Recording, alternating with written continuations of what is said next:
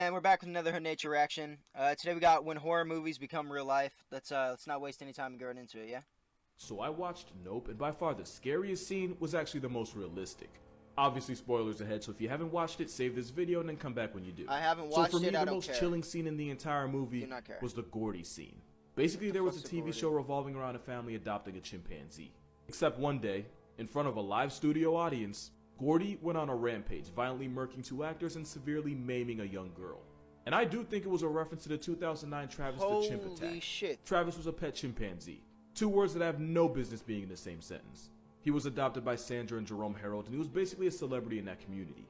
He was known by everyone, appeared on TV, and he even took pictures with members of the police department, which is actually going to be really important later. Travis would sleep in bed with her and her husband and would even take baths with them. Literally. No comment on that. Travis could open doors with keys, he knew how to watch TV. Bro could drive, and he would even drink wine with his owners. Hello? To the point where Sandra said this, and I don't think anything has ever aged worse. And it's not like Travis didn't have incidents where people saw what he was capable of. What did that just say? One time he bit someone. My reading level is too low.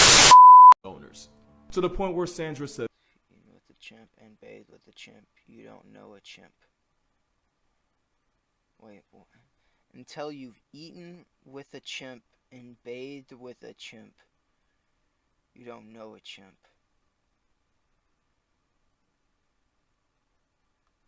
this, and I don't think anything has ever aged worse. And it's not like Travis didn't have incidents where people saw what he was capable of. Oh my god, One that time thing he bit is someone so fucking hard that they terrifying. drew blood and they had to go get a rabies shot. That is not, dude. What the fuck is that smile?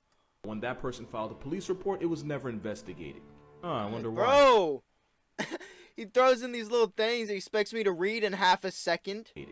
And the police later claimed they never received the report. Of course they did. Oh, I wonder why. Crazy. Another time, Travis was in a car when someone threw a bottle at him, causing him to hold up traffic for hours and evade cops as he attempted to get his lick back. Bro, but what? nothing ever happened and nobody did anything because they claimed Travis was only playing. Oh, I wonder why. However, after that, Sandra decided to keep Travis inside at all times. And after her husband passed and her mental health declined, so did her ability to care Yeah, bro, that looks like for Travis. This So now look Travis like was stuck inside, chimp. overweight from eating nothing but junk food, depressed and never able to socialize with his own kind, and bro was very much maidenless. Oh, and he was on Xanax. Yeah, at that point Travis was just a landmine with a pulse, and in 2009 it finally exploded. While helping her friend lure Travis back inside, Charlotte Nash held up his Tickle Me Elmo to get his attention. Travis charged and proceeded to horrifically maul her. Travis brutally mutilated What did that just say? his attention. Travis charged and proceeded. A chimp smiling is almost always a sign of aggression. Yeah, because it's showing its teeth, right? To horrifically That would make maul sense. her. Travis brutally mutilated the woman, even after getting hit in the head with a shovel too. and stabbed in the back with a butcher knife. Bro, what? Eventually, Travis was put down and Charlotte Nash survived.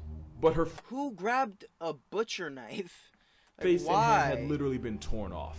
You It should was have so a bad fucking that first gun, responders bro. and cops needed therapy after Why would witnessing you the grab carnage. a fucking And knife? Nope actually Are you kidding referenced me? her as a disfigured child star is seen wearing a veil, the same kind Charlotte would wear after the attack. Not to mention Gordy and Travis died in the exact same way. And in both cases, a wild animal is treated as a commodity and exploited. The result traumatized everyone involved. Yeah, But no at the end of the shit, day, bro. Travis was the biggest victim in all this along with Charlotte Nash. He should have been living his best life in the jungle as a wild animal. Instead, he was drinking wine and taking Xanax as someone's Dude, just look at that. That is so disturbing, bro. flex. So if you're ever Holy rewatching this fuck. movie, keep in mind that this actually happened. Here's some more facts about the Travis Chimp incident. Basically stuff I left out in the first video that I figured would be important to know. After the first incident where Travis held up traffic for hours, Connecticut actually ended up passing a law where you couldn't own a primate heavier than 50 pounds. By the time of the attack, he was pushing past 200. But the law didn't apply to Travis because people assumed that the Harold had him for so long that he was considered not to be a public Holy threat. fuck, Sandra Harold was 200. actually warned by an animal control officer that once Travis reached maturity, he'd be more prone to violent and aggressive tendencies, like male chimps in the wild. Especially since he wouldn't have an outlet for certain urges he would get once he became mature. But obviously, Sandra didn't listen. Now, a lot of people blame Sandra for the event. And I'm one of them. But I think it is worth mentioning that in 2000, her only daughter tragically passed in a car accident. Okay, well I guess I am causing too her to then. literally see and treat Travis as a child since she had lost her only one. And when her husband died a couple years later, Travis was literally all she had. Not justifying it at all, but, you know, it's complicated. Travis was also visibly depressed at the loss of his adoptive father. After his death, Travis would apparently take pictures of Jerome Harold off the wall and hold them tightly, clearly mourning. According to reports, Travis had been prescribed Xanax by a vet to help him calm down. He was even given Xanax-laced tea the day of the attack. What? How the fuck does... Bro, I did not know animals got prescribed, like, human drugs. I figured, like, animals would have their own... Am I just dumb? Travis had been prescribed Xanax by a vet to help him calm down. He was even given Xanax. That seems like a terrible idea to give any animal any sort of human but it can also cause hallucinations, rage, and mania. Terrible idea. After horrifically mauling Charlotte Nash, like Travis was shot 4 or times. Mortally wounded, Travis went back to the house and passed away right next to his cage, which you have to assume was his safe space. On a wholesome note, Charlotte Nash actually ended up undergoing a face transplant and actually seems to be doing a lot better these days. And according to her, she's no longer in pain and doesn't even seem to really remember the attack, just what people tell her about it. And honestly, it's probably better that way. Despite all she's been through, she's still managing to stay positive. Also, after the police officer who put down Travis was denied therapy, laws were passed to make sure cops that had to use lethal force on an animal could receive therapy for mental and emotional recovery. On this episode of Why No Human Should Ever Try to Own a Chimp is a story that, if I'm being honest, kind of messed me up the first time I heard it. Yeah, more than Travis. Former NASCAR driver St. James Davis and his wife LaDonna had a chimp they had adopted from Tanzania named Mo. And before you say it, nah, this story isn't going in the direction you think it is. The couple treated Mo like he was their son, dressing him up, bathing him, and they even taught him how to use the toilet. Mo was even the best man at their wedding. But after an incident in 1998 where Mo attacked and bit an officer, the couple were forced to give up Mo to a wildlife rescue center in California. But they loved him, and this didn't stop them from visiting Mo regularly. One day in 2005, the couple were celebrating Mo's 39th birthday and even brought him his own cake. So, important fact about chimps. I've heard this fucking story, bruh. Oh no. Oh no, bruh. Chimpanzee society works as a hierarchy, where low ranks are often bullied and forced to give up food to their superiors who get first servings. That structure is actually why baboons have become a real problem in parts of South Africa. You see, they tell you not to feed the baboons because when you do, not only are the baboons associating people with food, which is bad, it also means they start seeing all humans as low ranks and start expecting food, which is worse. This would be important for 2 reasons. Reason number 1, 2 other chimps saw the couple give Mo the birthday cake. Reason number 2, that was a really bad time for those 2 chimps to escape. The 2 chimps violently confronted them and one of them bit off LaDonna's thumb. And to protect his wife, St. James Davis put himself between his wife and the chimps. What followed was, without exaggeration, one of the most horrifically brutal attacks I've ever read about. The 2 chimps mauled and mutilated the man, and if you read about exactly how they did it, it didn't seem like the chimps were trying to end him. It seemed like they were actively trying to torture him. One chimp chewed his finger off while another gouged his eye out. In what seems like a common chimp move, they essentially tore most of his face off. They even went as far as to chew off his genitals and a good chunk of his rear end, which is another thing chimps are infamous for. They basically did everything but murk. It's so hard for, like, I hate gruesome shit. Like, I can watch gruesome shit in movies, but, like, if it's, like, real life shit, I cannot stand it. And when he's just talking about it and explaining it, oh my god. Keep in mind, this was all over a birthday cake. And at this point, you might be wondering where Mo was when this was all going down. As a chimp that grew up around nothing but humans, the event terrified him so much that he appeared paralyzed. Eventually, a couple workers put the chimps down, but by the time they did, the damage was already done.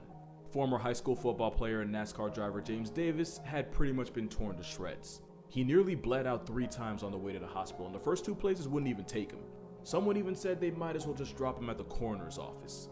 Eventually, he was taken to a trauma center where he'd go on to have about 12 surgeries and would even be medically induced into a coma. Against virtually every force of nature, Davis survived and was discharged 6 months later. The moral of the story is still the same. Davis had spent nearly 30 years of his life living with a chimp, and all it took was bad luck and a birthday cake to nearly flatline him. It just goes to show, chimps are really good at being wild animals, but really bad at being pets. So I watched Nope, and without spoiling too much, it reminded... Okay, holy fuck. I hope that it's done with all the chimp shit. Like, it's something that actually happened, and I'm just gonna put that right there. This is Timothy Treadwell. If that name sounds familiar, then you know what time it is. I think it's important to mention he wasn't like a zoologist or an educator or something. He was a dude that auditioned for Cheers and then lost out to Woody Harrelson. That caused him to spiral down the path of things I cannot talk about on here. Let's just say he had his demons and his demons had hands. But he turned his life around after going on a trip to Alaska with a buddy and observing bears up close. He decided right then and there that he'd dedicate his entire life to bears. Yeah, for over a decade he watched... What? This is just... Especially Alaska, like, those are gonna be fucking grizzly bears, Kodiak grizzlies up there. Like, what are you? Oh my god, bro. I'm literally just speechless. Like, what are you doing? This is just, oh my fucking god. Watched, studied, recorded, and even directly interacted with bears. He would get extremely close to them and would sometimes even play with bear cubs, because he claimed that he had their trust. And if you watch Nope, you know exactly I'm sure what this you is fucking Now, did, I will say bro. Treadwell did try to make an impact by traveling With all over as a an wild fucking predator. trying to educate the A public literal about bears predator. and why they should be protected. But he also threatened their lives by getting way too close. And as time went on, he started getting cocky, which led him to do the unthinkable. So a little fun fact about bears, before they hibernate, they have to eat and put on as much weight as possible. The competition for food makes them 1,000 times more aggressive and infinitely more of a death sentence to be around. Against literally everyone's warning, he chose this time to go camping around them. Not only that, but he purposely set up his camp around a known bear trail so that bears would walk right past his tent. Not only that, but he refused to carry bear spray because the Steve Irwin stereotype figured that bears trusted him so much that he never needed. And not only that, he brought his girlfriend with him. So pretty much he chose the worst place at a worst time with no way to defend himself. Fucking compacting You know shit. where it goes from here. On October 5th, 2003, Treadwell spoke to a friend about how much fun he was having. On October 6th, rangers found his and his girlfriend's half-eaten corpses around their campsite. But the most disturbing part, a video camera was actually left on as the grizzly attacked them. Another cute little fact about bears, they don't wait until you flatline, they just start eating. Yeah. Which meant there was a 6-minute audio. They literally just pin you down and start tearing fucking chunks off of you. There's recorded of him screaming in agony as he was getting mauled and eaten alive while his girlfriend could only watch. And since she was also screaming, the bear eventually went after her too. The audio was so graphic and traumatizing that it was never released to the public. Yeah, you no can find shit. reenactments based on what happened on YouTube, but the original was vaulted out of respect for the family. Also, the bear that was only guilty of being a bear was tracked down and put out of commission. Obviously, soul eviction by bear is the worst way to meet God, and nobody deserves that. But bro literally asked for it, and it all could have been avoided with one word. Nope. Yeah, shout out to this comment, because I honestly don't know how I didn't talk about them already. What? So Siegfried and Roy... Bro, it's so serious, and then he fucking cracks a little joke right at the end. One word. Nope. Yeah, shout out to this comment, because I honestly don't know how I didn't talk about them already. So Siegfried and Roy were two German entertainers who blew up from their magic act. They were basically the magic what the Beatles were to rock. And their act often involved exotic animals, but especially big cats like tigers. You probably know really how talking this about movie Siegfried ends. and Roy For right years, now? the two became world famous for their performances, and especially for the ways that incorporate the wild animals. And you'd get the sense that they genuinely cared for all of their animals. Especially Roy, who had been around wild exotic animals since he was 10. And it was during a show on Roy's birthday that he performed his usual act with Manticore, a 400-pound white tiger. But this time, the tiger wasn't cooperating and was instead biting Roy's sleeve while ignoring his commands. And it was while animal trainers attempted to get Manticore under control that it finally happened. In front of a horrified audience, Manticore severely mauled the leading co-star, clamping his jaws around his neck and eventually dragging him off stage. It took animal trainers spraying him with a fire extinguisher to get the tiger to release his death grip. Roy would survive, but the attack severed his spine, cut an artery, partially paralyzed him, and even caused a stroke, virtually cutting both men's careers short. Roy refused to blame his tiger for the attack, famously telling trainers not to hurt Manticore as he was being wheeled to the hospital for life-saving surgery. Surgery that he allegedly flatlined multiple times during. Later, Roy claimed that the attack was actually the tiger trying to save his life. Roy said he was already suffering a stroke, and Manticore sensed it and attempted to drag him to safety, the same way a mother would do to her cub. However, the animal trainer that actually worked with them had a very different story. Trainer Chris Lawrence would come out and say that the real reason for the attack was that Roy's relationship with the huge cat had deteriorated. And when Roy started going off script and doing things they hadn't practiced, that's when the tiger went, "You thought I was gonna say crazy?" Nah, the tiger tigered. Yeah, the tiger went tiger. Thank you very much. Made several crucial mistakes handling Manticore and lied about what happened to protect the show, their brand, and himself. Roy basically called him a clout chaser. And I want to add, just for the record, there was literally nothing protecting the audience from the tigers. I mean, yeah, they were on a leash, but we're talking about an animal that solos that for a living. Yeah, it's on a leash. Your leash means nothing. Yeah, but I guess after several years of performing, Roy and Siegfried figured they had complete control over the big cats.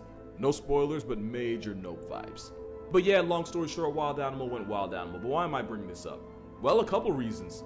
The largest population of tigers in the world is in India. You want to take a guess where number 2 is? Texas. America. In fact, this was in Houston. There are more tigers in America than found in the wild in the rest of the world. Yeah. You remember that weird phase when people would use tiger selfies as Tinder profiles? I genuinely hope none of you got laid. And if you had Netflix during the pandemic, you already know about Joe Exotic. Yeah. My point is, people have had a hard-on for exploiting tigers for as long as we've known about them. And fans aren't going to want to hear this, but this was just another example of that. I will give them credit for 2 things though. Damn, This might be really? the first story like this where It's the animal wasn't unfortunate. eventually unalived for being an animal. And number 2, it really did feel like they genuinely cared for their animals. I say that because if a 400-pound killing machine really wanted Roy to be a hashtag, his chalk outline would have been on that very stage. But when you take a wild animal and turn it into a side act, it's only a matter of time, because one thing about a tiger gone tiger. And Yep. ultimately all the attack was Very a tiger true. tigering. And just like that, I think I just gave you the entire plot of Nope without actually spoiling it. Moral of this story? Well, there's actually 2. Putting a leash on a tiger is like putting a traffic cone in front of a runway 18-wheeler and telling kids it's safe to cross. And if you really love a True. tiger, the best thing you can do for it is let it be a tiger. At this point, we're all True. very much familiar with the Travis Chimp attack of '09. Okay, But there's a whole we're nother part talking of the story more that way about less this. people know about. Fuck. Chimp Party used to be a business that was run by 2 people in Missouri. The business being renting out chimpanzees for parties, TV ads, movies, stuff like that. Yeah, at this point, I don't think I even have to say it. Take a shot for every bad decision you've heard in this video. If you're still alive by the end, you just weren't paying attention. Anyway, Yeah, in no, I'm 2001, not 3 gonna do chimpanzees that. escaped from Chimp Gonna Party and pass. wandered down the road. And by escaped, I mean they walked through an unlocked door. The chimps eventually ran into an 18-year-old Jason Coates and a couple of his friends.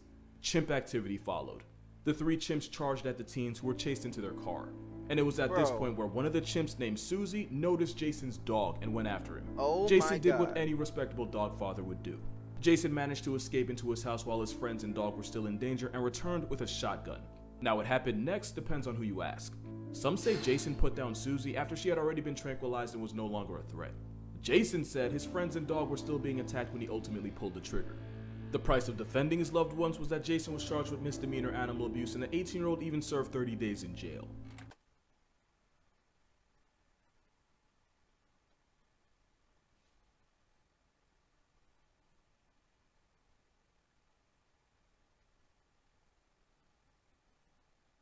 What? He was even hit with felony destruction of private property. The private property being the chimp that threatened his life. And while serving his time, Jason actually ended up missing the birth of his first child.